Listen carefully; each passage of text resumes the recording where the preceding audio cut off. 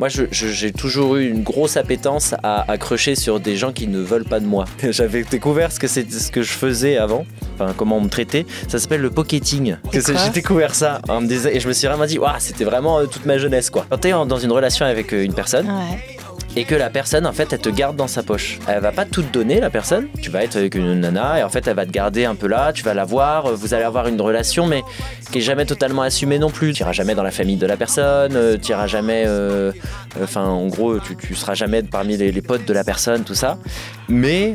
elle te garde toujours, donc quand toi tu t'éloignes, la personne te récupère. Quand toi t'es trop là, bah non en fait, parce que t'es juste censé être dans la poche, t'es pas censé être un collier, tu vois, t'es vraiment juste censé être un peu caché. Et donc c'était un peu le genre de relation que moi j'avais. Aujourd'hui, je suis en compagnie d'Antoine Officieux. Salut Antoine, comment vas-tu ? Salut, bah écoute, ça va bien, ça va très bien ce matin. Petite fatigue, mais ça va. D'après spectacle. Exactement, c'est exactement ça. Parce que tu es humoriste, Antoine.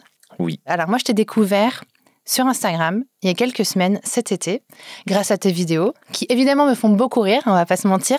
Ce que j'aime beaucoup, c'est la façon dont tu utilises les métaphores et les comparaisons pour tout de suite nous projeter en fait vers un espace-temps, vers un endroit en fait, et du coup on se projette tout de suite et on s'identifie. Et c'est ce que j'adore dans tes vidéos. Je prends le compliment, je prends le compliment, j'adore.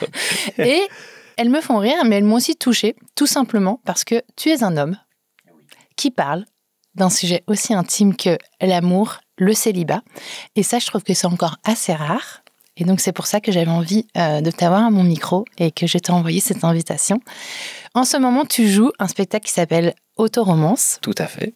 C'est un spectacle qui parle de l'amour de soi, des failles, des fantasmes et des limites de l'amour. On va en parler aujourd'hui. On va parler de tous ces crushs que tu as pu avoir, de toutes ces histoires que tu as pu avoir avant de réaliser à quel point il était important de s'aimer soi-même. Exactement, tout à fait, ça va être... ça va être intense. Il y a du boulot, ça va être intense aujourd'hui. vaste, un horizon très chargé pour cette interview. Est-ce que tu peux, pour commencer, te prêter au rituel incontournable de tous les débuts d'épisodes de Crush, celui de te présenter, s'il te plaît, en 5 hashtags. Donc tu as choisi 5 mots pour te décrire. Alors, le premier que j'ai choisi, c'est timide. Hashtag timide. Oh, wow, je m'attendais pas. Ouais, parce que c'est toute mon enfance qui est comme ça. Enfin, on pense souvent que monter sur scène, ça demande du coup beaucoup de courage, d'être toujours très ouvert, très... comment on appelle ça ? J'ai perdu mon mot. Alors attention, je vais perdre aussi. Merci, extraverti. Du coup, je vais perdre beaucoup mes mots. Non, extraverti, alors que justement, moi, toute mon enfance, ça a été vraiment d'être timide, quoi. J'étais vraiment caché derrière les jupes de ma mère. C'est vraiment littéralement ce que je faisais quand on rencontrait des gens, quoi. Okay. C'est ma mère qui me raconte souvent ça, que je restais vraiment derrière ses jambes où je restais collé parce que j'avais du mal à parler, j'avais du mal à échanger avec les gens en dehors de ma famille. Ok, ça doit lui faire bizarre à ta mère de te voir sur scène. Bah ouais, du coup, énormément. Et puis surtout, c'est pour ça aussi que j'ai commencé elle m'avait mis un peu au théâtre. Et c'est là où j'ai réussi un peu à gérer ma timidité et à comprendre comment, en fait, l'intérioriser et continuer à avoir quand même des rapports avec les gens, quoi. Donc... le théâtre m'a beaucoup aidé, mais j'ai pas fait beaucoup de théâtre, j'ai fait ça peut-être 1 an, mais en fait ça a été un changement, un déclic à 7 ans, un truc comme ça, où là j'ai pu me réouvrir et me reconnecter vraiment aux gens, quoi. Ouais. Alors j'avais des copains et tout, j'étais pas fermé, mais c'était vraiment la timidité, c'est encore un peu autre chose, quoi. C'est pas seulement ne pas avoir de relation avec les gens, c'est vraiment un truc où tu vas toujours avoir l'impression un peu de gêner, tu vas jamais oser, tu vas jamais contredire, quand tu connais pas les gens, bah du coup tant que les gens sont pas venus vers toi, tu restes un peu en retrait, mais ça veut pas dire que quand les gens viennent vers toi et s'ouvrent, tu vas rester fermé en te disant non, cassez-vous, quoi. Voilà, donc j'ai mis timide en premier. Très bien. Ensuite... Je m'y attendais pas. Ah oui. Tu pensais que j'allais mettre quoi ? Je sais pas, j'aurais pas dit timide. Ensuite, j'ai mis amitié, parce que ça fait partie d'une des énormes valeurs, surtout que j'ai dans ma vie. Je mets l'amitié très haut sur mon podium et sur ce que j'appelle mon camembert de vie. C'est que je trouve qu'on a tous un petit camembert de vie, tu vois. Et en fait, on va mettre le curseur et les petites parts de camembert différemment selon qui on est. Il y a des gens qui vont mettre, par exemple, la moitié de famille, tu vois, un quart d'amitié, l'amour en énorme, enfin voilà. Et moi, l'amitié, ça prend vraiment beaucoup sur mon camembert de vie, quoi. Ah ouais, c'est un bon exercice, ça, je trouve. De se poser, de se dire aujourd'hui combien j'attribue de partie de camembert, ouais. Tu vois, parce que je trouve que ça te met dans un truc de... du coup, il n'y a pas de bonne ou de mauvaise réponse, c'est vraiment par rapport à toi, tu vois. C'est-à-dire que moi, je comprends vraiment les gens qui mettent, par exemple, l'amour tu vois, ça va prendre 80% de leur camembert, quoi. Là où moi, l'amour va prendre peut-être 5%. Par contre, je sais 5%. Mais je pense qu'aujourd'hui, je pourrais dire 5 ou 10 max, quoi. Ok, hyper intéressant. Ok. Voilà, mais et tu vois, où le travail et l'amitié prennent énormément, et la famille aussi. T'as quel âge, Antoine ? 33. Ok. Voilà. Pourquoi ? Je trouve que c'est une donnée intéressante que j'avais pas. Voilà. Donc du coup, j'ai mis amitié parce que c'est hyper important et mes amis sont hyper importants dans ma vie. Je les aime d'amour et vraiment, on est une super bande de potes. On peut partir à 20 quand même en vacances et pas s'engueuler de la semaine. Ouais, ça c'est bien, ça, c'est fort. Ouais, je tiens à le souligner parce que c'est ce qu'on a fait cet été et on en est tous sortis en se disant waouh, on a quand même réussi à pas s'engueuler du tout, quoi. C'est génial quand ça c'est quand même fou. Donc c'est que tout le monde aussi, justement, on en parlait un petit peu en off avant là, mais on parle beaucoup entre amis, donc on n'a pas de sujets qui sont tabous. Donc s'il y en a un au bout d'un moment qui dit un truc qui nous plaît pas, on va le dire tout de suite, on crève l'abcès directement. Du coup, il y a jamais de moment où tu sais, ça s'envenime et ça finit par pourrir, quoi. Donc c'est hyper cool. Voilà, ça c'est mon deuxième hashtag. Tu me dis si je parle trop entre mes hashtags. Non, tu parles pas trop. Ensuite, j'ai mis le rire parce que je crois que ça, c'est vraiment un truc qui me suit toute ma vie. C'est les fous rires et je peux rire seul, tu vois. C'est-à-dire que j'en suis à ce niveau-là de rire. C'est vraiment mon moyen à moi d'extérioriser. Si je vais avoir peur, mon premier réflexe, ça va être de rire. Si je vais être triste, si j'ai mal, par exemple, je vais avoir des fous rires. Moi, c'est pareil. Ouais, tu vois, c'est premier instinct. Mon corps, son premier réflexe dans la vie, quand il a une première émotion, avant de la traiter et de se dire oh là là, voilà, c'est de rire. J'ai une anecdote là-dessus. Quand j'étais jeune, je me suis cassé le petit orteil en tapant contre un coin de mur. Et j'enlève ma chaussette et je vois mon petit orteil en angle droit comme ça. Tac, tac. Et là, j'explose de rire. Et donc, je dis à ma mère, parce que j'étais jeune, et je lui dis maman, je crois qu'il va falloir aller à l'hôpital. Elle me dit t'as pas mal, regarde comme tu rigoles. Ouais. Et quand elle a vu la gueule de l'orteil, elle m'a emmenée à l'hôpital. C'est fou. Je trouve ça à la fois hyper bizarre, tu vois, mais à la fois tellement bien qu'on ait ça. Enfin, je trouve ça génial, en fait. Alors, par moments, ça peut être un peu compliqué parce que tu vois, dans des moments un peu les deuils, les enterrements, etc. Moi, je suis le premier à avoir des gros fous rires très vite, tu vois.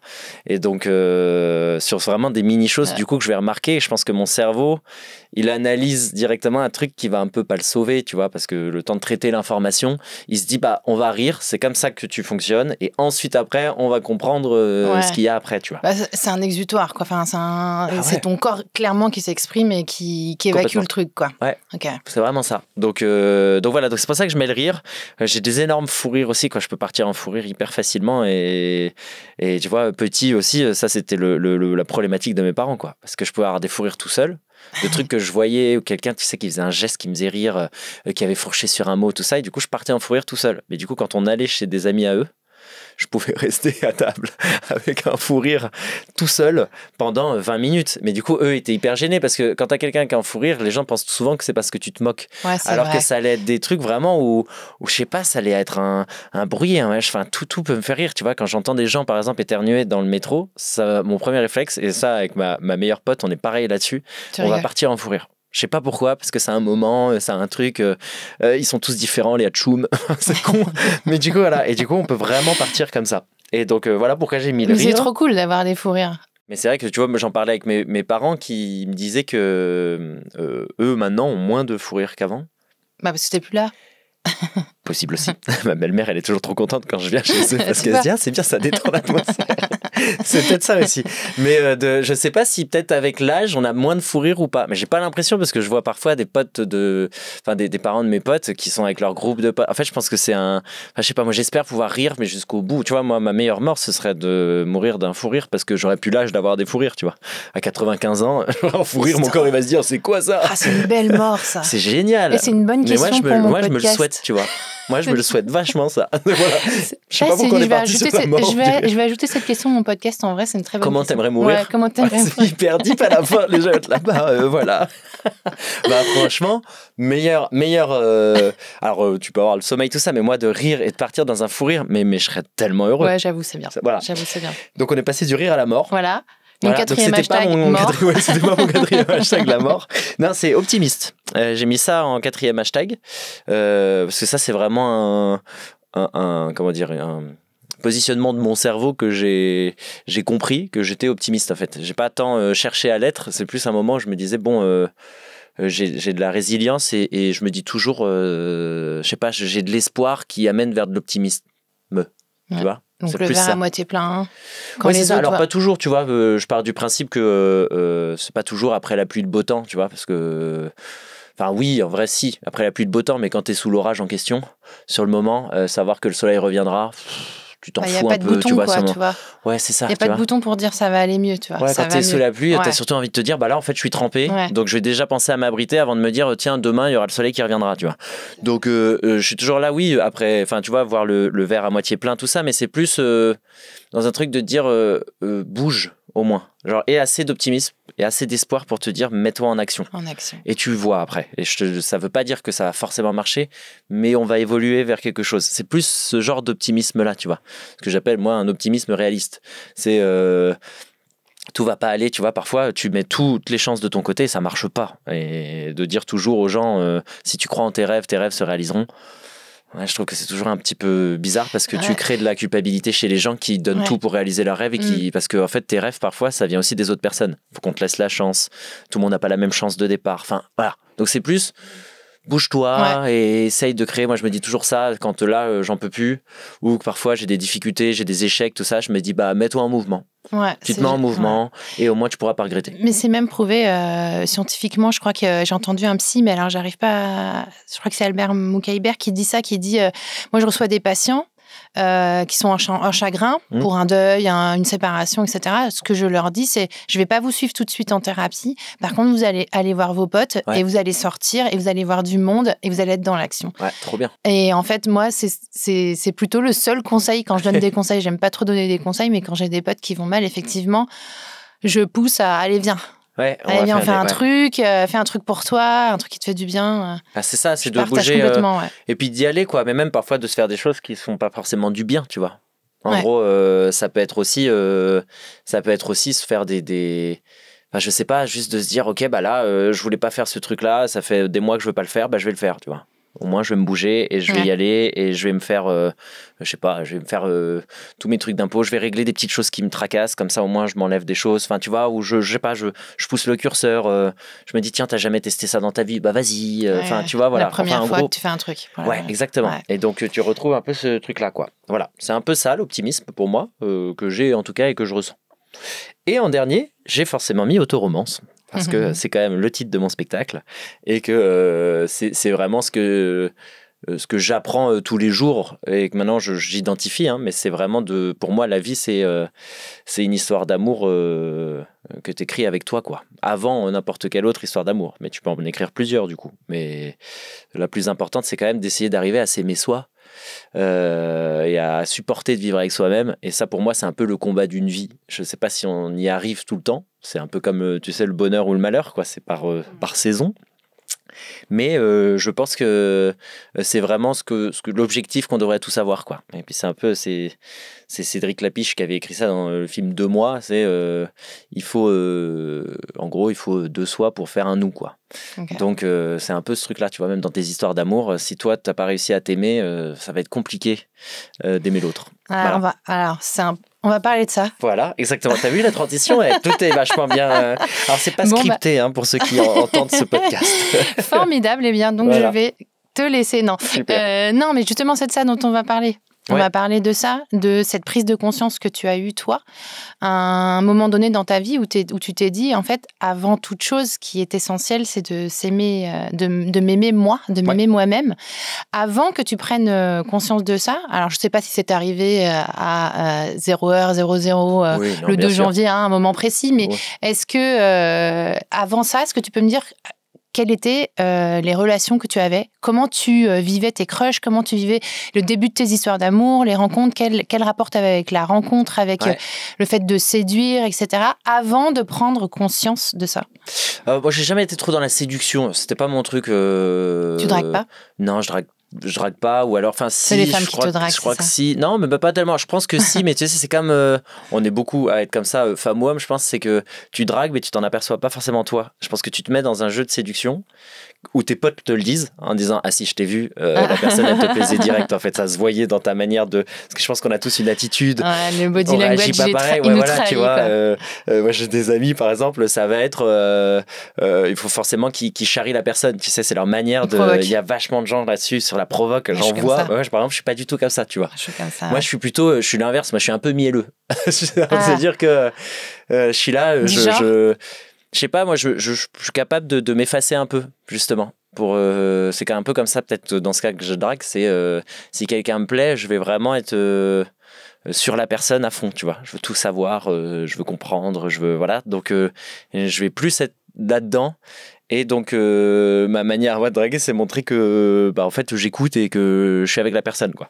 Et donc mais ça me plus avant j'avais plus ce truc de c'est on en parlait un petit peu aussi en off, mais c'est moi j'ai toujours eu une grosse appétence à accrocher sur des gens qui ne veulent pas de moi, tu vois. C'est-à-dire mais parce que je pense que ça va avec ce que je te dis avant, c'est que comme j'aime bien découvrir la personne, plus la personne elle va me mettre de barrières pour vraiment que je puisse comprendre qui elle est, tu vois. Plus du coup je vais avoir envie de creuser, et du coup ça va me faire crocher sur la personne. Et donc ce qui est un peu bizarre, c'est que j'ai le mystère chez quelqu'un, le fait de pas arriver à cerner la personne, etc. Moi ça peut me faire crocher. Ça t'intéresse. Ouais, exactement. Ça par exemple c'est un aspect de la personne qui pouvait directement me plaire, mais automatiquement, quoi. C'est-à-dire que vraiment j'allais me dire je comprends pas la personne, il y a un truc qui me, et du coup ça va m'attirer directement, quoi. Mais est-ce que ça veut dire que c'est quelqu'un qui potentiellement ferme un peu la porte parce qu'elle n'est pas forcément ouverte à la discussion avec toi, et que donc du coup toi ça effectivement excite ton envie de savoir pourquoi, ou qu'est-ce qui se cache derrière? C'est pas tant qu'elle n'est pas ouverte avec moi, c'est que la personne elle va être sympa, tout ça. Par exemple, tu vois, tous les crushs que j'ai eu, moi je me disais vraiment il y avait quand même j'avais l'impression, moi, de voir qu'il y avait tu vois, une réponse, réciproque, que c'était réciproque, sauf qu'après je découvrais que pas du tout, tu vois, c'était plus ça. Ou c'était, tu sais, justement les gens s'ouvrent, mais il y a une part de mystère, et à la fin toi tu tombes dedans, et en fait tu t'aperçois que les gens aussi sont contents de t'avoir à côté d'eux parce que tu les écoutes, et que justement tu vas essayer de creuser qui ils sont, tout ça. Donc tu t'aperçois que toi tu crushes, mais en fait la personne elle est plus là t'es plus sa béquille qu'autre chose, et du coup c'est pour ça que les gens te gardent proche d'eux, quoi. Tu vois, j'avais découvert ce que je faisais avant, enfin comment on me traitait, ça s'appelle le pocketing. En gros, je sais pas si tu sais ce que c'est. J'ai découvert ça et je me suis vraiment dit, c'était vraiment toute ma jeunesse, quoi. C'est en fait quand t'es dans une relation avec une personne. Ouais. Et que la personne, en fait, elle te garde dans sa poche. Exactement. Et c'est vraiment ce truc de, en fait, elle va pas tout te donner, la personne, tu vois. Tu vas être avec une nana, et en fait, elle va te garder un peu là, tu vas la voir, vous allez avoir une relation, mais qui est jamais totalement assumée non plus. Donc, tu iras jamais dans la famille de la personne, tu iras jamais, en gros, tu seras jamais parmi les potes de la personne, tout ça. Mais elle te garde toujours. Donc quand toi tu t'éloignes, la personne te récupère. Quand toi t'es trop là, non, en fait, parce que t'es juste censé être dans la poche, t'es pas censé être un collier, tu vois. T'es vraiment juste censé être un peu caché. Et donc c'était un peu le genre de relation que moi j'avais, tu vois. Pocketing. Pocketing. Et je trouvais ça assez fou. Quand j'ai lu ça, je me suis dit, c'est vraiment l'image, tu vois, l'image de les gens qui te gardent dans la poche. Quand j'ai besoin de toi, je te sors de la poche. C'est les gens qui t'appellent à 4h du mat en te disant, tiens, qu'est-ce que tu fais là? Parce que d'un coup, ils viennent de se souvenir parce qu'ils étaient bourrés que t'existais, quoi. Toi, t'avais beaucoup de relations comme ça. C'était un truc récurrent? Ouais, c'était un truc récurrent. Et vraiment, c'était un truc où c'était. Et en fait, je sais pas pourquoi, mais je trouvais ça. J'arrivais à me construire sur le fait qu'en fait, c'était bien et c'est ce que je voulais. En me disant, de toute façon, je veux pas de relations sérieuses. Parce que les relations sérieuses que j'avais, j'ai jamais été vraiment amoureux, quoi. C'est-à-dire que j'étais en couple avec des gens dont j'étais pas amoureux. Et moi, du coup, ça me perturbait un peu parce que je comprenais pas les gens qui me parlaient d'amour, tu vois, en me disant on est fou amoureux. Moi, je me disais c'est un truc qui s'entretient, tu vois. Je me disais non, mais mes ex, j'étais avec elles, mais c'est parce que il fallait le temps de construire l'amour au bout d'un moment. Et en fait, l'amour venait jamais. Et donc à la fin, je finissais par me séparer parce que j'étais toujours pas amoureux, tu vois, au bout d'un moment. Donc en fait, il y a un peu deux mécaniques dont tu parles. Il y a celle-là où tu t'engages dans une relation, mais sans vraiment développer de sentiments. sentiments et donc toi, t'es pas amoureux, ou tu t'engages dans une relation où la personne te donne pas grand-chose, qu'elle est pas disponible. Et du coup, toi, tu t'accroches en plus dans ce genre de situation. Évidemment. Et puis tu te dis que c'est peut-être ça finalement, tu vois, c'est toujours je trouve quand on est jeune, et puis là à partir de peut-être 16 ans jusqu'à ta vingtaine, c'est vraiment quelle est toi ta définition de l'amour que tu essayes de chercher. Donc t'as les gens autour de toi qui eux l'ont trouvé plus vite que toi, tu vois, t'as tes potes qui sont en couple depuis 10 ans et qui sont fous amoureux, où tu te dis waouh, ça a l'air incroyable ce sentiment quand même. Et puis toi qui galères un peu à te dire attends, est-ce que l'amour c'est cette toxicité que t'as avec les gens, est-ce que c'est ce truc là de jamais savoir, de pas comprendre, d'être dans une relation un peu de tu sais, le chat et la souris, tout ça, ou est-ce que c'est moi je te fuis, le fameux, ou est-ce que c'est de pas avoir des papillons dans le ventre et en fait juste être bien avec quelqu'un tout simplement, mais sans avoir forcément de sentiments non plus. Donc tu vois, je me cherchais un peu dans toutes ces définitions de l'amour et où à chaque fois j'avais du mal moi à me dire tiens, je suis forcément bien non plus, tu vois. Et est-ce que tu sais justement ce qui se jouait chez toi en fait pour que ce type de situation t'arrive et se répète? Est-ce que toi, tu sais dire... Putain, on est chez le psy. Est-ce que toi, tu sais dire... On adore. Moi, de toute façon, tu sais plus, on va dans... Oui, j'adore. Ouais, ce genre de discussion, je trouve ça cool, monsieur. Tu vois. Après, j'ai quand même envie de savoir, toi aussi, ton avis. Et comment... Du coup, on a le droit de te poser, toi, tes crushs. Évidemment. Okay. J'en ai déjà raconté le plus important, mais j'en ai eu bien d'autres avant. Ah, super. Oui, parce que toi, il faut que tu racontes des trucs que tu n'as jamais racontés à chaque fois en podcast. C'est cool, ça. J'ai beaucoup d'histoires. Non. Super. Non, mais c'est intéressant de comprendre, du coup, à ton avis, ça vient d'où?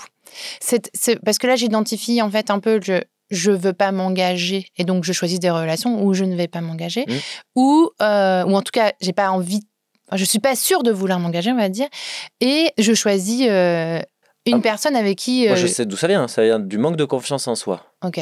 Tu vois, c'est vraiment de là où c'est parti. C'est que je pense qu'il y a toujours quand tu vas chercher des gens qui ne veulent jamais de toi, c'est que tu vas chercher un truc que tu penses au fond de toi. Tu vois, tu crées un peu la situation finalement. Tu te dis que toi-même, t'es pas assez dans la vie. Donc, tu vas chercher une relation qui justifie ce fait et qui, à la fin, te dit, bah regarde, ouais, tu vois, t'es pas assez pour la personne. Et donc, je pense que tu te renvoies toi-même et tu crées toi-même ces situations.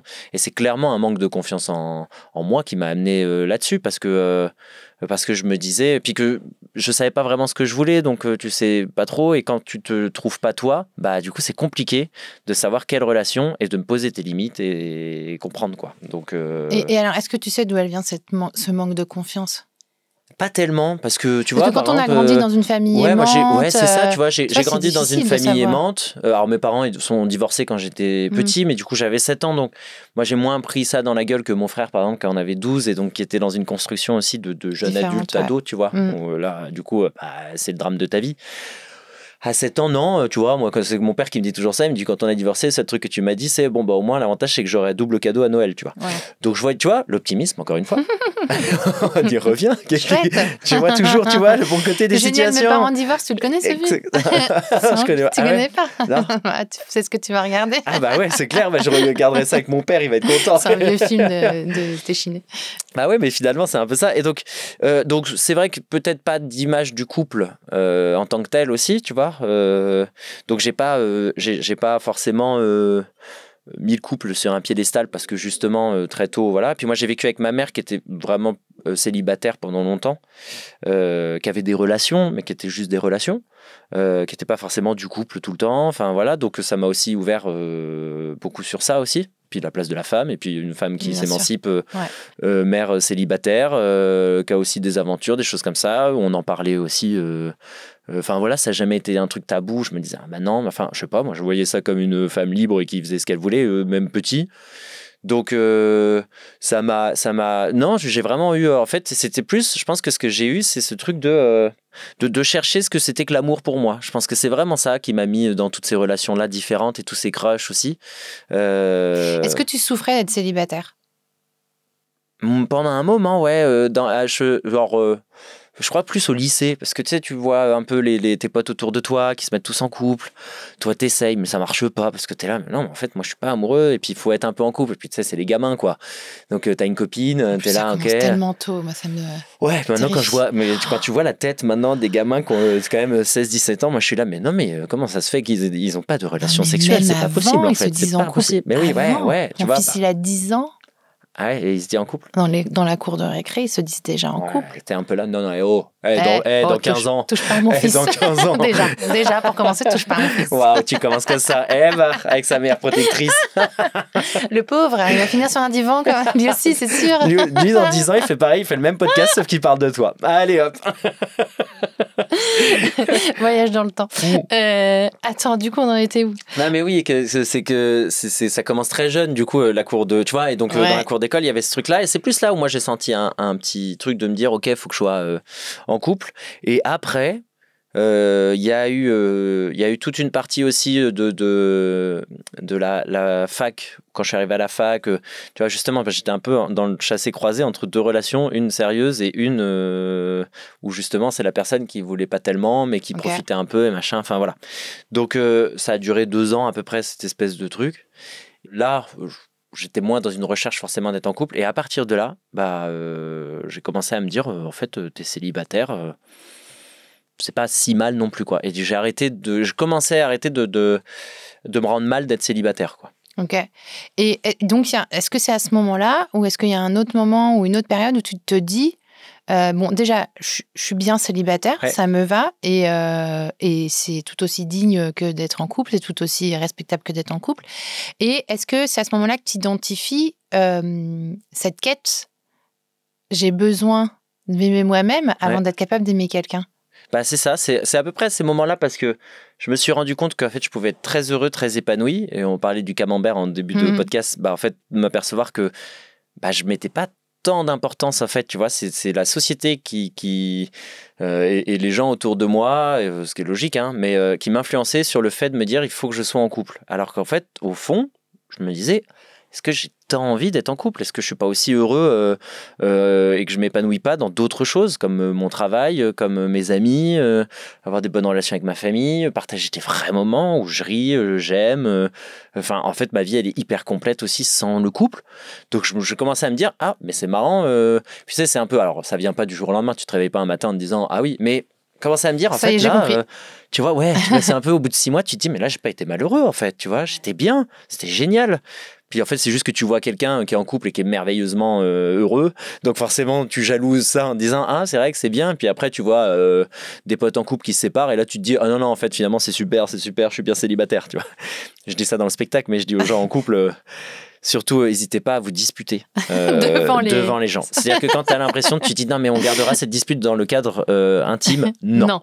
Fais-le au restaurant. Parce que ça aide les célibataires qui ont un doute. Les célibataires qui se disent, ah, moi en ce moment, je crois que j'aimerais bien être en couple. De vous voir vous disputer. Les gens en couple, ça nous fait du bien. Après, on rentre chez nous, on va tellement bien. On se dit, ah là là. Mais ça fait du bien au couple aussi, tu sais, parce que eux, ils se disent, mais nous aussi, on se dit, ah, on n'est pas les seuls à se disputer. Exactement. Mais donc, c'est ça. Voilà. Exactement. Et ben, on n'a qu'à se disputer. Donc en gros, disputez-vous. En fait, finalement, disputez-vous en public. Voilà, les couples. Mais non, c'est vraiment un truc. Et donc, j'ai commencé à construire un peu ça. Et tu vois, j'ai fait aussi mon cheminement grâce aux vidéos. Parce que j'ai commencé les vidéos pendant le Covid, donc où justement, tu vois, ça va avec une solitude aussi, où on était enfermés chez nous, et moi, donc, j'étais enfermé tout seul. Et donc, j'ai commencé justement à faire mes vidéos. Et puis, le sujet du célibat et d'être tout seul, il est arrivé presque instinctivement. Ma toute première vidéo que j'ai faite, c'était moi en train de me filmer, en train de proposer des lois à passer pour le gouvernement pour les célibataires qui étaient tout seuls. Donc, il y avait une prime du célibat pour le Covid, en disant que quand même, on était tout seul, donc on devrait avoir... alors, c'était pas toujours des blagues très fines, mais des réductions sur le PQ, parce que du coup, voilà... il y avait plein de trucs à ça où je disais, non, les célibataires qui sont enfermés chez eux pendant le Covid, ils méritent en fait d'avoir des compensations aussi financières, tu vois. Moi, en tant que mère de jeunes enfants, je méritais aussi. Hein, évidemment. Mais vous étiez 2 du coup ou pas? Ou t'étais toute seule? Oui, on était 2. Oui, mais là, je suis d'accord. Attends, les parents enfermés en Covid... Je suis aussi d'accord. Mais tout le monde pouvait demander des choses, sauf les couples qui allaient mal et qui allaient se séparer, qui sont restés ensemble, t'imagines? Non, mais t'imagines pas à quel point le Covid est un acteur de toutes les histoires, une histoire d'amour sur 2 de crush, le Covid a un rôle dedans, quoi. Et c'est évident. Ouais. Et puis je pense que en vrai, le Covid, tu vois, sur toutes les réflexions personnelles, de où t'en étais dans ta vie, où en fait ça t'a tellement mis un stop, c'est la première fois que la planète entière elle se met en stop. Moi je me souviens d'avoir vécu, j'avais ma boîte et tout, je bossais énormément pendant 6 jours, plus rien, mais rien. J'ai jamais été aussi heureux pendant un moment. Je me suis dit, en fait, parce que pour une fois, t'avais pas besoin de faire dans ta vie. Parce que tu pouvais, pas. Et en plus de ça, t'étais pas en retard par rapport aux autres, tout le monde était personne coincé. ne pouvait rien attendre. Ouais, tu pouvais te poser sur toi. Le Covid, ça a été un truc. Alors, ça a rendu aussi des gens très malheureux, mais où je suis d'accord avec toi, c'était aussi bien positif que négatif, mais ce que ça renvoyait. Et moi, tu vois, ça m'a renvoyé ce truc-là de me dire, tiens, j'analyse vachement ma solitude puisque j'ai le temps d'y penser. Parce que je suis quand même enfermé chez moi tranquillou, tu vois. Donc, j'ai commencé à vraiment réfléchir à tout ça. Et donc, tu vois, les vidéos sur célibat, et en fait, c'est bête, mais d'écrire. Tu vois, de trouver un axe, tout ça, en fait, ça te fait prendre du recul sur toi et ça te fait voir les choses d'une autre manière parce que tu te dis, finalement, il y a plein d'avantages, tu vois, plein d'avantages, il y a plein de choses. Je critiquais aussi, alors avant, j'étais moins dans je prenais que le célibat, je parlais aussi de la difficulté du célibat. Mais ça m'a vraiment ouvert. Et du coup, j'ai eu une relation juste après Covid. Qui était justement une relation c'était un peu toxique parce que moi je donnais tout et puis la personne en fait elle en avait un peu rien à faire mais je l'avais pas analysé tout de suite, mais pareil, pocketing quoi. Personne me gardait comme ça et débarquait chez moi quand il y avait besoin pour dormir, pour machin, enfin voilà.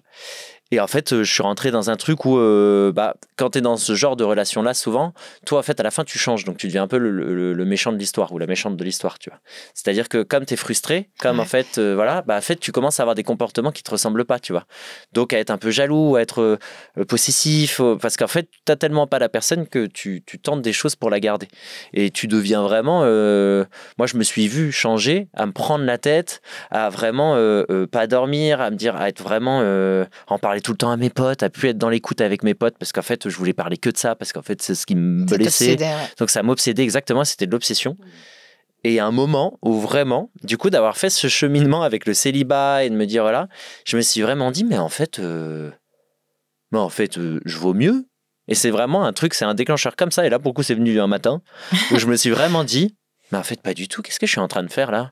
En fait je suis là, oui ça va me faire mal d'arrêter, mais non, parce qu'en fait je donne tout, je mérite mieux, ça vaut pas le coup, la personne non, en fait c'est non, et du coup on s'est appelé et j'ai vraiment dit en fait ça le fera pas quoi, parce que je pense que vraiment je mérite quelqu'un qui me traite bien et du coup ça ne m'intéresse absolument pas quoi. Putain, moi j'ai jamais eu ce déclic, toi. Ah ouais? J'ai enchaîné les histoires comme ça aussi entre mes... Enfin, j'ai eu une histoire longue dans ma vingtaine et après j'ai eu 2-3 ans d'errance sentimentale. Et là, moi, j'étais vraiment dans... C'était même pas du pocketing, c'est des relations toxiques dans le sens où les mecs, ils voulaient pas s'engager. Moi, j'étais très entière et je donnais tout aussi comme toi et je voulais tout de suite. J'avais aussi tous ces schémas qui m'encombraient, tu vois. J'ai 33 ans, il faut absolument que je rencontre quelqu'un pour fonder une famille. Le petit escalator, tu vois, qui t'emmène toujours au même endroit et qui te fait passer par les mêmes étapes. Et j'étais obsédée par ça. Et je dis évidemment, alors il y a eu des gros connards dans le lot, dont un vraiment évidemment. Des bons, top connards, mais il y avait aussi des mecs qui n'ont pas compris pourquoi j'étais aussi obsédée, aussi engagée, pourquoi j'allais aussi vite, etc. Et moi, je crois que j'ai jamais vraiment eu cette conscience de me dire, c'est plutôt aujourd'hui, tu vois, que je réalise ça au sein de mon couple pour le coup, mais j'ai jamais eu cette prise de conscience de me dire mais j'ai pas besoin en fait, j'ai pas besoin d'un homme, j'ai pas besoin de quelqu'un pour être heureux. Moi j'ai jamais réussi à me le dire. Ouais, vraiment. Ouais, je pense que t'as toujours eu des relations un peu enchaînées ou t'as eu aussi des moments où quand tu dis j'ai une errance, j'ai un peu une errance et tout, cette errance elle ressemblait à quoi du coup? Elle ressemblait à toi qui déprime ou toi qui vis quand même ta best life et qui quand même a des... Ah oui, mais des crushs tout le temps en fait. Ouais, c'est ça, t'es toujours je tombais amoureuse de mecs qui ne m'intéressaient pas en fait. Mais du coup t'avais pas de moment seul? Non. T'as pas pris de moment seul pour... Non. Ouais, mais ça, après, je comprends que ce soit pas évident, mais je trouve que ça, par exemple, d'avoir... de pas fuir ces moments seuls, c'est là où tu te découvres. Après, ça dépend aussi. Je sais pas s'il y a une différence entre les hommes et les femmes là-dessus aussi. Parce que, tu vois, nous, on a... Alors je dis nous, je dis moi, j'ai ressenti plutôt une injonction à faire couple. Bien sûr. Et à faire famille. Je sais pas si... Je veux bien ton avis là-dessus, mais je sais pas si les mecs, vous avez autant cette injonction à faire couple et à fonder une famille. Non, pas tellement. Alors, je sais pas. Tu vois, par exemple, sur le fait d'être en couple, peut-être moins qu'avoir des enfants, tu vois. Parce que, c'est un truc où au bout d'un moment, tu vois, t'es père, tu te reproduis, t'es un mec, donc c'est logique d'avoir des enfants. Parce que si tu regardes bien dans tous les milieux hyper sexistes et masculinistes, c'est normalement, t'as des enfants, après t'as une famille, après t'as tout ça. Donc il y a quand même une injonction à l'homme est quand même un père de famille, et voilà. Après, c'est plus le couple, je pense que pour les mecs, c'est moins c'est moins une charge. Et puis la femme, il y a ce truc-là de toujours se dire, bah oui, mais tu sais, ton corps. En fait, c'est ça. C'est que le corps des femmes aussi est mis dans un truc de société. On a fait vraiment de votre corps un sujet de société, ce qui est quand même horrible. Là où le corps d'un mec, beaucoup moins. C'est-à-dire qu'on parle rarement des mecs, tu vois. Je parle pas justement de ne pas avoir de désir sexuel, alors que tu as des hommes qui n'ont pas de désir sexuel. Non, un homme est censé avoir toujours du désir sexuel, tout ça. Enfin, il y a plein de trucs comme ça. Mais vous n'en avez pas tout le temps ? Et non. Moi je sais que vraiment pas tout le temps quoi. Mais ouais, non, c'est vraiment en fait, je trouve que je sais pas s'il y a je pense que oui, il y a une différence, mais qu'on a mis dans le cerveau de chacun quoi. C'est vraiment, et puis pour les femmes, moi j'ai beaucoup d'amis femmes. C'est à déconstruire, c'est compliqué quoi. Enfin, même compliqué. Sur les enfants, c'est super compliqué. Parce que voilà, il y en a qui à la fin vont se dire bon bah tu vois, moi là j'ai des potes qui congèlent leurs ovocytes pour se dire comme ça. Ouais, et puis oui voilà, mais qui se disent aussi, tu vois, dans le rapport du couple. Et puis en vrai, j'en ai vraiment beaucoup là en ce moment, parce que je pense qu'on arrive à un âge aussi. C'est logique en fait, mais où elles se disent aussi, c'est ma manière à moi de ne pas foncer dans une relation qui sera toxique, parce qu'en fait, je vais penser à avoir un enfant avec cette personne-là, et donc il y a certains traits de caractère que je ne pourrais pas supporter, ou de comportement que normalement je ne pourrais pas supporter, mais que là, je vais enfouir bien profond, dans le seul but de pouvoir me dire, bah au moins j'ai une relation et au moins j'ai un enfant. Ça arrive tellement souvent. Ouais, et donc du coup elles ont congelé leurs ovocytes pour se dire, bah non, en fait pas de pression, et je pourrais quand même avoir un enfant si je le veux toute seule, si vraiment il y a ce désir-là d'avoir un enfant.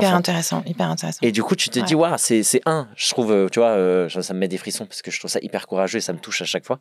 Je suis trop fier d'elle, vraiment foncièrement, je trouve ça incroyable parce que c'est un dos quoi. C'est ce qu'elles se prennent en charge sur le corps et sur ça met une émotion, c'est parce que je suis fatigué je crois, mais voilà, je trouve que c'est vraiment incroyable, et de se dire justement, bah je me laisse le choix et je vais faire ça pour moi, et tout ça, je trouve que ça demande un courage et une force qui est incroyable. Enfin, c'est de sortir de tous les carcans de la société et de se dire, bah je prends soin de moi, tu vois, et je trouve ça incroyable. Et du coup, ça m'amène une question. J'avais jamais fait ce lien, tu vois, avec l'histoire des ovocytes, mais je suis d'accord, c'est hyper intéressant.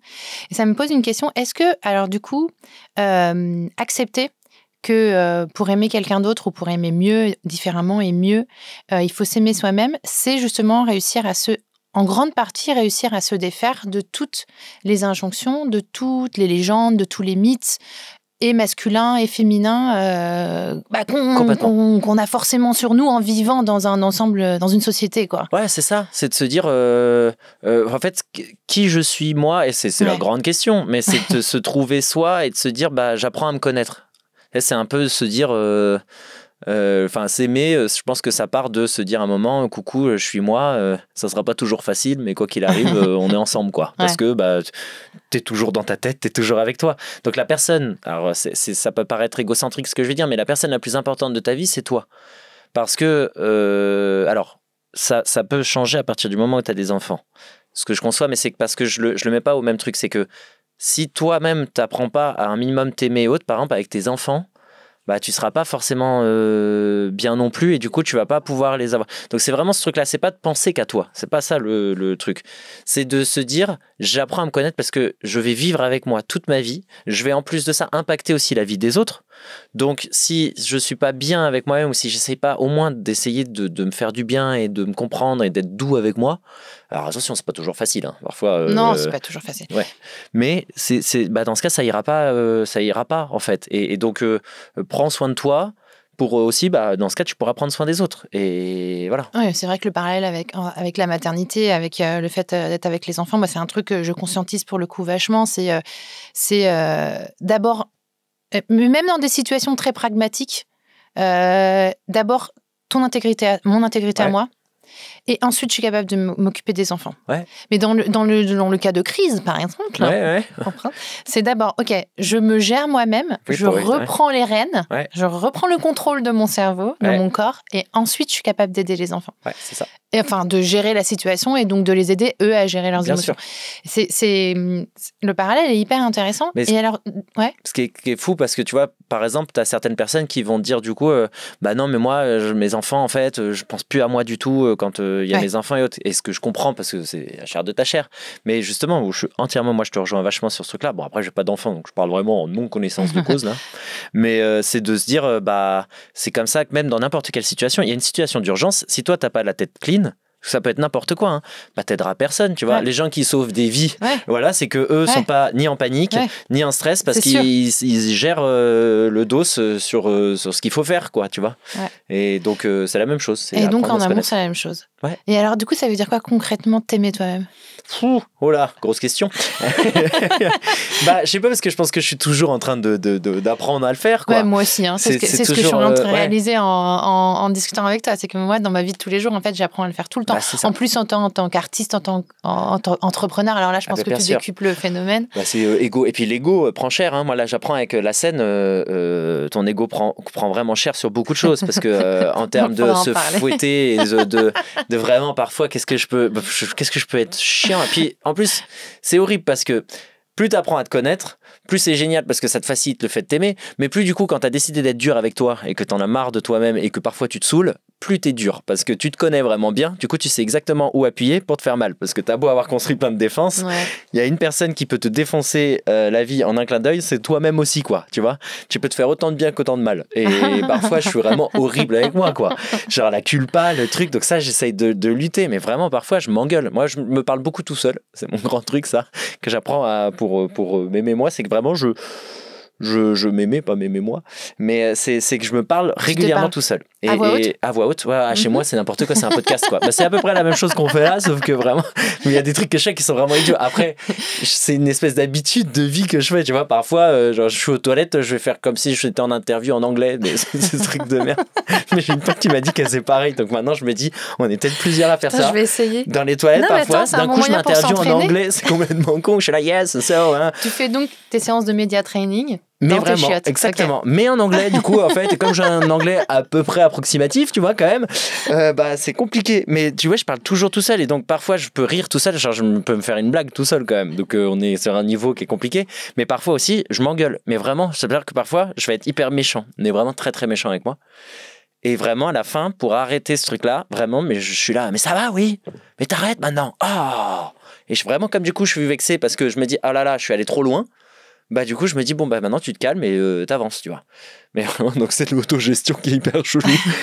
Je suis pas schizophrène, hein, je m'invente pas d'autres personnages, si vous avez l'impression, je sais que c'est moi, mais juste j'ai besoin de converser, parce que tu sais souvent c'est là où les autres sont aussi parfois très importants et que du coup tu peux aller voir des psys et autres, c'est que tu as besoin d'un avis, tu as besoin de quelqu'un qui te calme, qui te cadre, qui à un moment va te sortir un truc. Et maintenant j'arrive bizarrement à le faire aussi avec moi-même, de me dire maintenant stop. Incroyable. En fait. Maintenant tu arrêtes, ça suffit, tu m'énerves. Autopsie. Ouais, mais vraiment, okay. Et que vraiment, alors le psy qui me parlerait comme ça en disant, mais non, ça suffit. Je serais là, quoi? Attends. Alors, moi, je me paye pas, donc du coup, je peux me dire des choses. Mais vraiment, parfois, je m'engueule. C'est 200 € l'heure, monsieur. Ouais, c'est vraiment ça. Après, du coup, je me donne de l'argent à moi-même, ce qui sert à rien. Mais c'est vraiment comme ça que j'apprends aussi, tu vois, à avoir des conversations avec moi-même, parce qu'en fait, je fais pas toujours les choses bien. C'est pas parce que d'un coup, je vais te dire, j'apprends à me connaître que forcément, je suis parfait dans mes trucs, donc. Il y a des moments où en fait je vais replonger et vraiment et justement tu vois la scène des mauvaises scènes où t'as pas été parfait, t'as pas été comme ça, t'as pas été si, enfin tu vois compliqué. J'apprends aussi à lâcher du lest sur le fait de me dire faut pas que tout soit parfait, parce que ça aussi tu vois ça te crée de la culpabilité, ça te crée plein de choses qui viennent après bah du coup je suis une mauvaise personne, je suis pas bien, je suis pas assez comme ça, je suis pas assez comme ça, enfin voilà. Donc j'apprends à m'aimer. Pour moi, ça passe par avoir des moments où tu te détestes, tu vois, et que tu reprends goût à toi-même. Ça passe par des moments où tu vas te regarder dans le miroir en te disant bah en fait là en ce moment je m'aime pas, tu vois, vraiment parfois je me dis mais là en ce moment ah là là j'ai un problème là, mais je l'identifie, donc je sais qu'il y a un problème, pas le problème. Enfin, le problème, du coup, c'est pas moi, c'est le fait que je ne m'aime pas. Ou que je peux plus me supporter en ce moment. Tu vois. Comme quand tu vois ta gueule dans le miroir et qu'à chaque fois, t'es là, je suis moche en ce moment, je suis pas machin, je suis pas. En fait, c'est juste te dire, en fait, le problème, il est dans le fait que tu penses ça. Pas dans le fait que t'es moche en ce moment, que machin. Non, ça va, en fait, ça t'arrive d'être fatigué, tu dirais pas ça de tes potes. Bon, bah alors, ferme-la, tu vois. Est-ce que ça passe aussi par savoir s'écouter, réussir à s'écouter? Ouais. Alors, écouter son corps, prendre du recul. Ouais. Et c'est pour ça que je conseille toujours aux gens aussi, tu vois, quand t'es trop dans un truc comme ça, d'aller te faire aider. Et alors, aller se faire aider, c'est pas forcément des psychologues. Ça peut être sur plein de trucs. Ça peut être des médecines alternatives. Ça peut être, t'as peut-être besoin de faire du yoga. T'as peut-être besoin d'aller voir tes potes, comme tu le disais. T'as peut-être besoin aussi de rester seul. Peut-être que t'es resté tellement avec du monde aussi qu'en fait là t'as juste besoin d'être seul parce que t'as pris les énergies de tout le monde et si t'es un peu empathique, bah du coup tu vas les aspirer et à la fin ce que tu penses n'est plus toi, elle n'est que un espèce de fouillis d'émotions que t'as pris de tout le monde. Donc mets-toi tout seul, isole-toi et retrouve tes petits kiffs, retrouve-toi vraiment. Et avance là-dessus. Mais c'est juste, en fait, c'est plein de choses. Prendre soin de soi et d'essayer d'aller chercher de l'aide, quoi. Et alors, du coup, ça se traduit comment dans tes relations? Comment elles se sont transformées, ces relations? Quel type de relations tu t'arrives à créer maintenant qui sont différentes et qui te conviennent mieux? Alors, je suis moins, du coup, c'est bête, mais du coup, j'ai moins ce truc du couple. Exactement. J'ai pas de relation. Exactement. Du coup, j'ai pas de relation. Voilà, les gens qui pensent, parce que les gens écrivent souvent ça en disant, mais je suis sûr que tu fais semblant d'être célibataire. C'est faux. Je le suis, vraiment. Et j'adore ça. Mais donc, il y a aussi une addiction au célibat. Attention, hein. Moi, je trouve que c'est compliqué. Parfois, là, j'en parlais avec mon père, parce que tu vois, avec mes parents, on parle vachement de plein de trucs. Et donc, je lui disais, mais vraiment, je t'assure, je suis bien, quoi. Il me dit, ouais, non, mais je te vois bien. Et j'ai dit, j'ai pas ce truc-là. Donc, j'ai dit, t'attends pas à ce que je ramène quelqu'un à la maison. Et que, dimanche midi pour le poulet frites. Ouais, c'est ça. Bon, il est dans le sud, donc le dimanche midi, ça peut faire cher l'aller-retour. Mais voilà, mais non, mais c'est que j'ai plus. Et puis, j'ai pas ce truc-là, tu vois, de devoir présenter à mes parents. J'ai pas ce truc-là de me dire qu'il faut que je sois à deux. Donc, aujourd'hui, je suis célibataire. Par contre, dans les relations, dans ce que je cherche en relation, ce sera vraiment, tu vois, par exemple, comme j'identifie plein de choses sur comment moi je suis, bah, je me dis, bah, tiens, tu vois, je vais essayer de comprendre la personne, mais j'ai aussi besoin que ce soit fluide. Et pour moi, il y a de ça aussi. Et c'est bête, mais. Naturel. J'ai vu, je sais plus qui était la personne que j'ai vue là. J'ai vu une petite interview vidéo où la personne disait si c'est pas simple, fuyez. Et en vrai, alors c'est plus ou moins vrai. J'ai des potes où ça a été compliqué au début et justement lui s'est accroché. Aujourd'hui, ils ont un enfant, ils sont amoureux comme jamais. Ça fait 10 ans qu'ils sont ensemble et tout ça. Donc parfois, ça vaut le coup de se battre. Mais moi, c'est pas ce que je recherche en tout cas. J'ai besoin que ce soit fluide. J'ai besoin de me dire ni la personne ni moi on va se battre au début pour essayer de se plaire et pour essayer voilà. Le but c'est pas d'avoir un coup de foudre tout de suite. Non, c'est que tu sais il y a une espèce de la vie elle est compliquée de base. Donc pour moi le couple ce sera de me dire tiens c'est drôle quand je suis avec cette personne j'ai l'impression que tout est simple. Et par exemple mes amis c'est un peu ça. Ma meilleure pote quand je suis avec elle quand on voyage. Mais c'est le bonheur, quoi. On se laisse notre espace, on fait notre vie, on se comprend. Quand il y en a un qui est un peu, je sais pas, qui s'est réveillé de mauvaise humeur, l'autre lui laisse de la. Et on ne fait pas d'efforts. On est comme ça, ensemble, naturellement. Je pense que c'est un super bon indicateur en vrai. Ouais. Exactement. Ouais. Et donc, pour moi, c'est des bonnes relations en fait. C'est plus globalement, hein, toutes tes relations où il y a de l'amour, pour moi, ce qu'il faut, c'est qu'elles soient simples. Voilà. Je sais pas ce que t'en penses toi, mais je pense que toi, c'était pas forcément ce que t'as fait. Non, bah si, justement, le mec avec qui je suis, mon chéri, avec qui j'ai fait des enfants, avec qui je suis depuis 13 ans, je sais plus compter. Oui, c'est exactement ça. C'est une simplicité, une fluidité qui est arrivée complètement de nulle part, quoi. Et souvent, ce qui est fou, c'est que ça arrive alors que tu ne connais pas du tout la personne. Alors nous, on s'était déjà croisés avant de se mettre ensemble, mais on se connaissait pas. Et ce qui est fou, c'est de te dire que c'est quelqu'un d'inconnu avec qui... et c'est là que je vois la magie, moi, dans la rencontre. C'est que c'est quelqu'un d'inconnu. Il y a une évidence, une connexion qui sort de nulle part. Et ça, alors en vrai, quand tu explores... ça vient forcément ce que je fais avec chose. Crush, ça vient. Il y a beaucoup d'explications invisibles et inconscientes, mais ça reste. Il faut garder. Enfin, j'ai envie de croire qu'il y a un peu de magie, tu vois, là-dedans. Et c'est ce que ça veut dire, toi, que tu. J'avais une petite question. 13 ans, c'est quoi la recette du coup? C'est vraiment la phrase horrible. Mais la recette. Je sais pas s'il y en a une, mais par exemple. Je sais pas, moi, quand je parle de ma relation, je dis que pour le coup, tu vois, tu parlais tout à l'heure du divorce de tes parents. Alors pour moi, j'avais le même âge que toi, et pour moi, ça a été un vrai traumatisme. Le divorce s'est passé super mal, c'est très mal passé. Ça a duré des années, vraiment plus que de la mésentente. Enfin, il y avait un environnement violent, il y avait un environnement douloureux. Et moi, j'avais une vision de l'amour qui était super douloureuse, en fait. Pour moi, l'amour, c'était le mensonge, c'était la trahison, c'était pas du tout beau et magique, tu vois. Et quand j'ai commencé la relation avec mon mec il y a 13 ans, notre relation a réparé ça. Alors, c'est lui ou notre relation qui a complètement réparé cette vision-là. Et notamment parce que c'était hyper facile. Hyper fluide. Tu vois, en quelques semaines, on est passé de non, mais t'es ma number one, sous-entendu, il y en a 2 autres, 3 ou 4 autres en dessous, ce qui était complètement faux, à viens, on habite ensemble et on part en voyage ensemble et on habite ensemble parce que tout était, et viens, on fait un gosse. Enfin, tu vois, tout était hyper fluide. Donc, oui, je pense que c'est un très bon indicateur. C'est sûrement pas le seul, mais oui, je pense que c'est un bon indicateur. Et du coup, je sais plus ce que je voulais te poser comme question.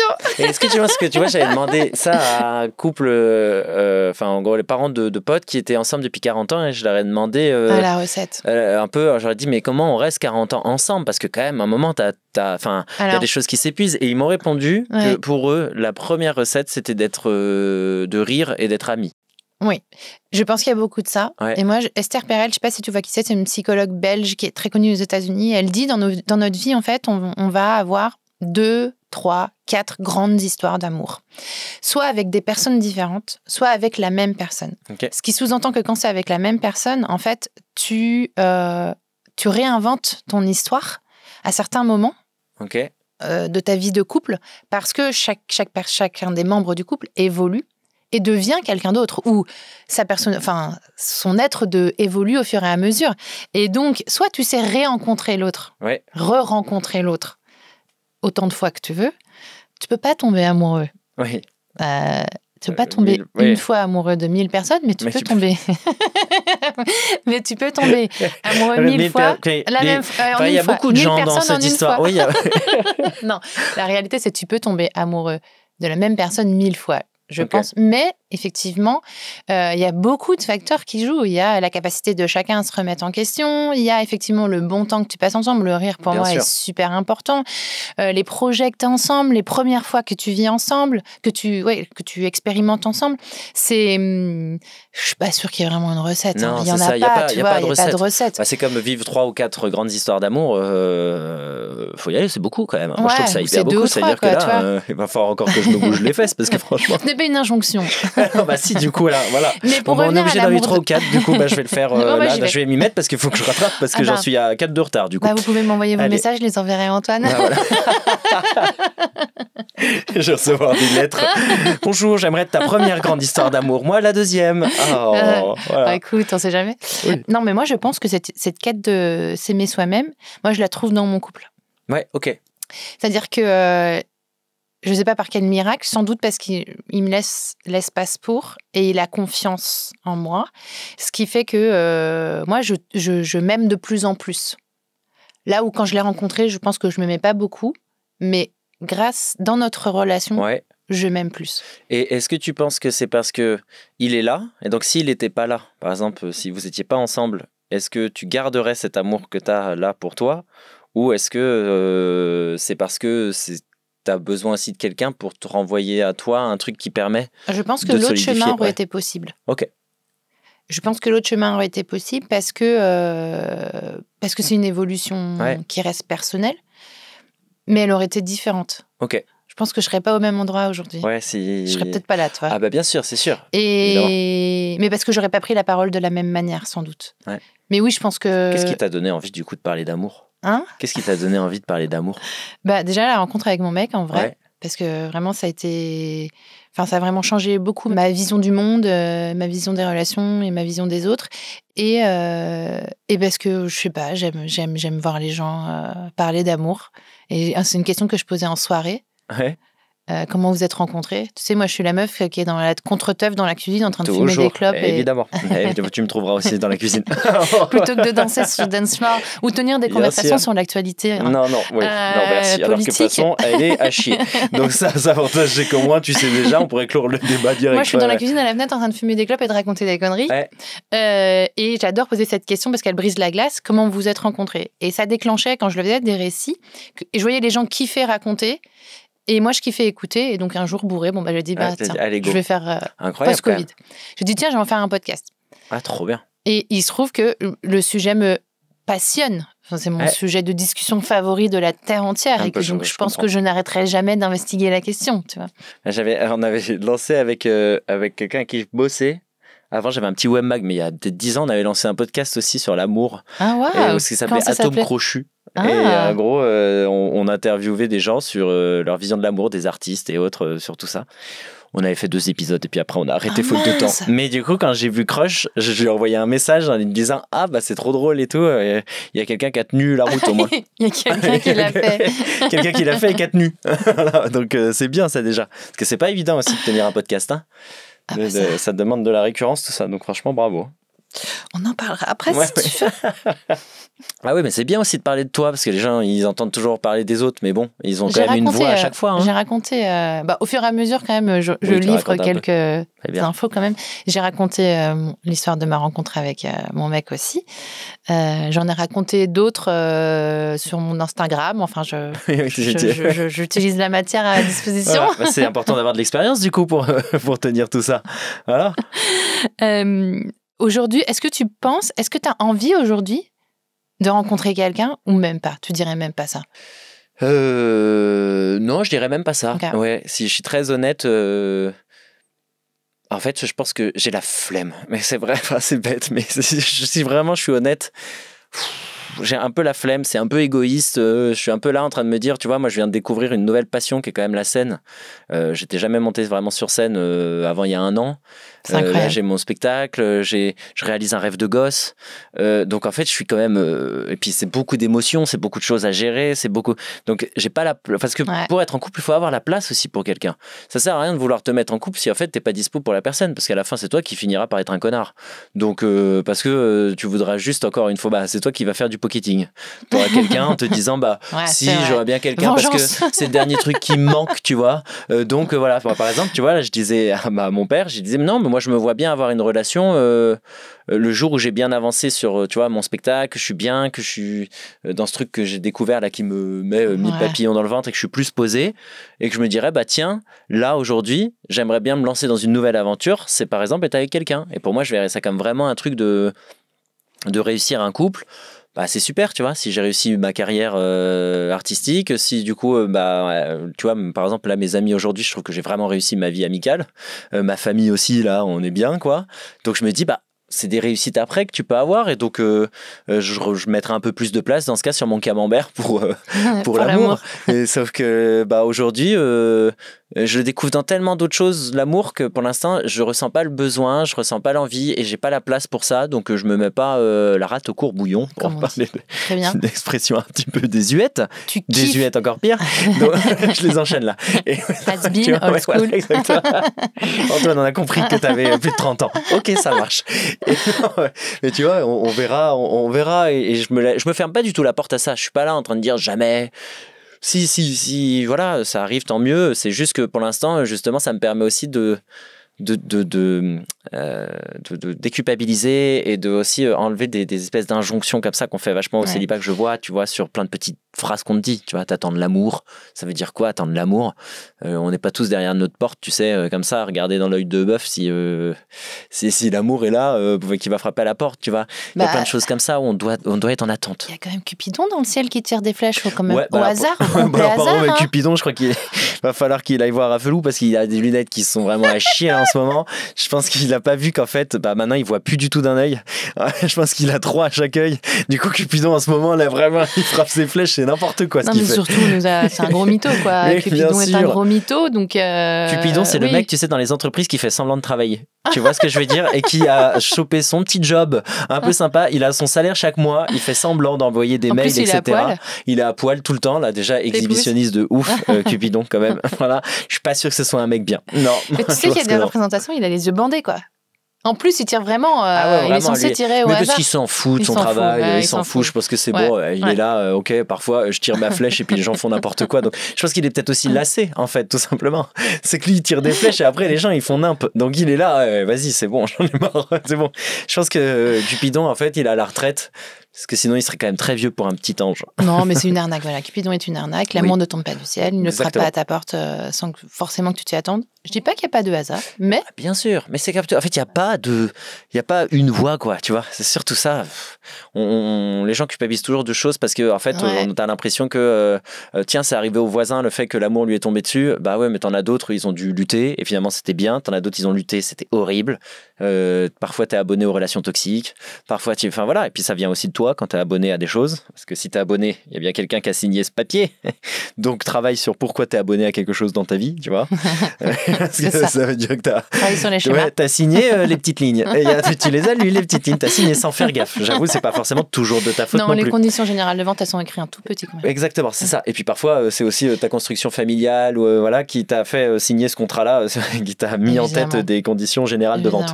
Donc voilà, donc c'est juste prends le temps et ouais, enfin voilà, c'est bosse sur toi, quoi. Ouais. C'est vraiment le plus important. Toi, tu kiffes être sur scène et raconter ce cheminement. Alors sur scène, je raconte plus que le cheminement. Je raconte vraiment ce que c'est que vivre avec soi-même et tout ce qui amène de conneries, tu vois, sur ton cerveau qui te laisse jamais tranquille, sur la gentillesse, sur la sensibilité, sur apprendre, tu vois, sur aller chez le psy, bosser ta santé mentale, être un type de mec qui est pas vraiment un mec alpha. Enfin, toutes ces petites choses-là. Et en fait, c'est ça que je déroule dans le truc et bon, enfin voilà, et surtout aussi, et je parle aussi de la perte, tu vois, des gens, de ce que ça crée en toi aussi, du deuil, et quand je dis le deuil, c'est vraiment de pas seulement des gens qui meurent, des gens aussi qui partent, tu vois, des relations où les gens te font mal, tout ça. Donc c'est vraiment ce cheminement de vivre avec soi-même, c'est le bordel. Et donc, aimons-nous parce que franchement, dans tous les cas, ce sera un roller coaster, quoi, tu vois. On va en prendre plein la tronche, ça va être un espèce de fouillis total. Mais du coup, dans tout ça, la petite lueur et la petite ligne directrice, c'est de se dire, ok, mais dans ce cas, j'oublie pas de continuer à voir si mon curseur d'auto-amour est quand même là, quoi. Qu'est-ce qu'ils te disent, les spectateurs, quand ils sortent de ton spectacle ?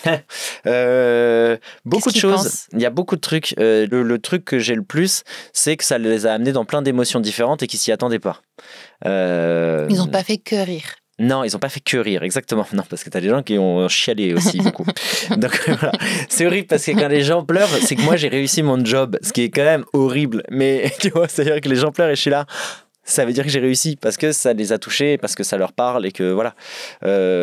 Mais en fait, c'est vraiment ça que ça les a amenés dans plein de choses. Ils ont beaucoup ri, ils ont beaucoup réfléchi et ils ont pleuré aussi à la fin, quoi. Et donc, ça les... ça a toujours ce truc de waouh, c'était un petit roller coaster aussi. Et que je trouve cool parce que du coup c'est exactement ce que je raconte, que la vie est un espèce de truc qui passe par toutes les émotions et autres, et à la fin si le spectacle c'est exactement finalement cette métaphore de la vie, bah moi j'ai tout gagné avec mon autoromance, quoi. Il y en a un que j'adore pour ça, c'est Vincent De Dienne. Ce spectacle est son... Exactement. Mais tu vois, de pas faire un spectacle où on fait que rire, moi c'était un peu le pari où je me suis dit bon, dans le stand-up actuel, parfois c'est pas toujours, je savais pas comment les gens allaient prendre ça. Je savais pas aussi comment les gens allaient prendre, que ce soit, enfin, il y a mes vidéos, mais tu vois, sur les vidéos, c'est un rythme particulier, donc je vais très vite parce que c'est 1 minute, ça envoie plein. Là, je prends mon temps, je suis content de prendre mon temps avec la scène. Le temps, c'est pas le même. Ouais, le temps, c'est pas le même. Là, j'ai 1 heure. Je peux développer un peu mes sujets plus qu'1 minute, quoi. Donc je suis content et je savais pas aussi parce que il y a forcément toujours une petite barrière sur un créateur de contenu qui vient de se lancer sur scène, ce que je conçois, tu vois. Tu te dis toujours, attends, c'est très bien, je l'aime en vidéo et il me fait rire, tout ça, mais qu'est-ce que ça donne une fois sur scène, et les retours sont bons, quoi. Donc je suis hyper content parce que je suis là pour et les gens me disent si, c'est super, ça, pour nous ça transcende un peu ce truc là de ça va plus loin et en fait on te découvre encore plus toi aussi. Je rentre aussi un peu plus dans l'intime parce que tu parles de toi pour parler des autres, et là vraiment je peux y aller, quoi. Qui c'est que ça peut aider? Ça peut aider des mecs, ça peut aider des nanas, ça peut aider... Des vieux, des jeunes? Ouais, vraiment. Bah, là, c'est drôle. Hier, dans la date d'hier, il y avait c'est mes potes qui m'ont dit c'est fou. Là, tu avais un public qui était, mais vraiment je pense vraiment de 20 à 70, je pense. Vraiment. Et d'habitude, j'ai toujours de la trentaine à fond, tu vois. J'ai du 25-35 dans les salles. C'est une phase de vie exactement. Dans laquelle et là, c'était vraiment... Et les gens riaient vraiment tous à des générations différentes. Et là, je me suis dit, ah, attends, c'est hyper cool ça, quand même, de pouvoir toucher des gens en âge, des gens différents. Et après, je pense que ça peut déclencher des discussions dans les couples hétéros. Déjà, parce que tu vois, là, parfois, quand on sort et que je prends des photos avec les gens, il y a souvent les mecs qui me disent. Alors, c'est souvent les nanas qui amènent les mecs dans ma. J'en doute pas. Dans mes salles, hein. Voilà. Aucun doute sur la question. Mais les mecs me disent moi, j'aimais pas du tout tes vidéos, mais par contre, j'ai beaucoup aimé le spectacle. Et ça lance des discussions. C'est plusieurs fois où j'ai des couples où le gars disait je me dis qu'il va peut-être falloir que j'aille consulter, par exemple. Ou il y a peut-être des choses sur lesquelles, effectivement, je suis un peu fermé sur ma santé mentale et sur me poser 2 secondes avec moi-même ou voilà. Et donc sur ce truc-là de déclencher un peu ça, donc mesdames, amenez vos mecs au spectacle. Non mais c'est ça, c'est ce que j'allais dire. T'as 90% de femmes qui m'écoutent quand même. Ça confirme la situation. Oui, envoyez vos mecs voir le spectacle. Venez traînez-le, emmenez-le avec vous. Exactement. Et allez le voir pour vous aussi quand même. Oui, bien sûr. Et parce que à côté de ça, c'est pas justement, et c'est aussi sur soi. Évidemment, pour les personnes célibataires, ça va vous déculpabiliser un petit coup. Après, ça parle pas que de célibat. Hein. Les gens attendent toujours. Je sais que les célibataires, ils attendent que ça, que je parle du célibat, mais j'avoue, je préfère le dire. Ça arrive au bout de 45 minutes de spectacle. Je préfère, je l'avoue, parce que tout le monde s'attend à ce que je débarque là-dessus. Non, ne le dis pas. Tu gardes le hook là. Tu gardes le teaser. C'est vrai, mais voilà, je préfère vous dire, ça arrive. Après, c'est une longue partie des spectacles. Mais voilà, et après, c'est vraiment aussi sur soi. Donc, le but, c'est pour moi le plus beau compliment qu'on puisse me faire, c'est ça m'a touché et j'en garde plein de choses pour après. Et c'est ce que les gens me disent aussi, c'est ce truc-là de j'ai repensé à ton spectacle. Tu vois, parfois les gens ils me renvoient des messages sur Instagram et tout ça en me disant tiens, j'ai repensé à ton spectacle là. Ça m'a fait penser à toi quand. Et donc je suis là, si les gens arrivent à en garder après 1 mois, 2 mois, une petite trace, un petit quelque chose où ils vont se dire ah tiens, au moins de cette situation chiante, j'en ai pris un moment drôle où j'en ai fait quelque chose où j'ai ri parce que ça m'a rappelé son spectacle. C'est le meilleur truc au monde. Tu veux dire qu'ils nouent une relation de pocketing avec ton spectacle, ils le mettent dans la poche? Ouais, exactement. Mais du coup, tu vois, c'est vrai. Ah, la boucle. C'est vrai, mais là vous pouvez. Hein. Franchement, allez-y. Là c'est sain. Pockettez mon spectacle. Pockettez mon spectacle. Là. J'adore. Non, c'est vrai, c'est trop bien. Ça c'est trop bien. J'avoue, je préfère ça plutôt que de me pocketter moi. Pocketter mon spectacle, c'est bien mieux. Mais non, je pense que ça peut faire du bien aux gens. Et j'avais une interview avec un journaliste là qui me disait, mais finalement, ton rapport, il est à faire du bien aux gens. Enfin, ton rapport à la scène, c'est ça que tu as voulu faire, quoi. Et oui, j'avoue, j'ai écrit le spectacle en me disant, je veux que les gens sortent de là en ayant vécu des émotions. Alors, on va passer par des trucs qui seront moins fun, ça c'est sûr et certain. C'est pour ça que les gens pleurent. Parfois, les gens sont là, c'est lourd, mais à côté de ça, je donne une image qui permet à tout le monde de pouvoir l'utiliser chez eux après. Alors je te dis rien parce que comme ça tu viendras voir le spectacle. Non, mais moi j'ai rendez-vous là lundi, c'est sûr. T'as rendez-vous lundi. Mais voilà, donc c'est ce truc-là. J'ai envie que, je sais pas, la vie est compliquée, et puis là le monde est compliqué. J'ai envie de dire aux gens, non, venez, on est un peu doux avec soi, quoi. Avant le deuxième spectacle qui sera vivre avec les autres. Oh. Voilà. T'annonces? En vrai, franchement, je le dis, je crois que depuis le premier spectacle, je dis que le deuxième, ce sera ça. En fait, je le vois vraiment comme un diptyque, c'est ça, en 2, je crois, ouais. C'est vraiment un diptyque, quoi. Le premier spectacle, c'est vivre avec soi, le deuxième spectacle, c'est vivre avec les autres. Et du coup, ce premier spectacle est quand même sur la bienveillance. Je vais pas taper sur où c'est très gentil. C'est pas un truc où je vais vraiment aller, égratigner les gens, tout ça. C'est plus comme c'est sur soi, du coup, c'est tendre. Le deuxième spectacle, ça sera l'inverse. Je sors le marteau. Ce sera plus caustique parce que justement, c'est aussi apprendre à se protéger aussi, quoi. Ce sera vraiment ça aussi. Donc, ce sera sur soi, mais un peu différemment. Mais voilà, là, pour l'instant, j'en suis qu'au début de ce spectacle. Donc, je devrais pas parler. Mes attachés de presse disent ferme-la quand tu parles de ton deuxième spectacle. C'est pas le but de ça. Voilà. Mais j'en mettrai en tout cas les infos sur la billetterie et toutes les dates du spectacle dans le descriptif de l'épisode. J'ai une dernière question. Bien sûr. Avant de clore cette super discussion, si tu rencontrais le Antoine de celui qui s'aimait pas encore assez, qu'est-ce que tu lui dirais? Bah, tu vas voir, ça va changer. Et ce sera pas du tout par le chemin que tu penses. Vraiment, c'est aujourd'hui, je fais le boulot que je rêvais quand j'avais 7 ans, quand même. Ce qui est fou. Dans ma chambre, tout seul, en train de jouer avec mes bonhommes. C'était exactement comme ça que je voyais ma vie. C'était pas sur tes toilettes en semblant de parler anglais? Si aussi, mais là, du coup, je faisais moins ça à 7 ans qu'aujourd'hui. Maintenant, c'est quand même, je suis préparé, tu vois. Si un jour je gagne un Oscar et qu'on m'interviewe, je pourrais dire, je me suis préparé pendant 15 ans dans mes toilettes. Putain, c'est ça que je vais emmener dans ma poche. Putain, je vais rentrer, je vais m'éclater. Mais fais-le, tu verras. Du coup, ça passe le moment aux toilettes beaucoup. C'est plus sympa, c'est plus interactif.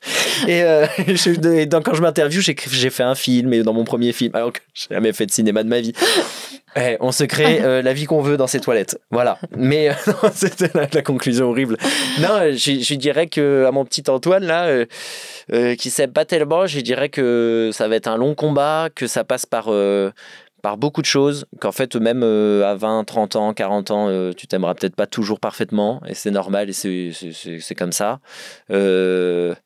N'idéalise pas trop tes prochaines années aussi, parce que parfois en fait c'est pas parce que à 20 ans tu galères que tu seras pas hyper heureux à 30 aussi, et que oui, aujourd'hui il y a toujours ce truc de réussite très jeune et très machin, mais en fait on peut réussir à n'importe quel âge, et puis on peut atteindre des objectifs de vie à n'importe quel âge, on peut être heureux à n'importe quel âge et très malheureux à d'autres.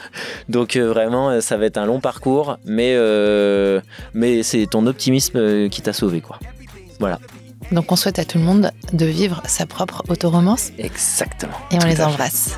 Bisous. Bisous. Merci beaucoup. I'm feeling all right, so I can't go wrong. If you say something mean, I won't respond. Smoking hot like molten rock to a beat that's sweeter than soda pop. I put the whole world under my spell, where I know everything is gonna go well.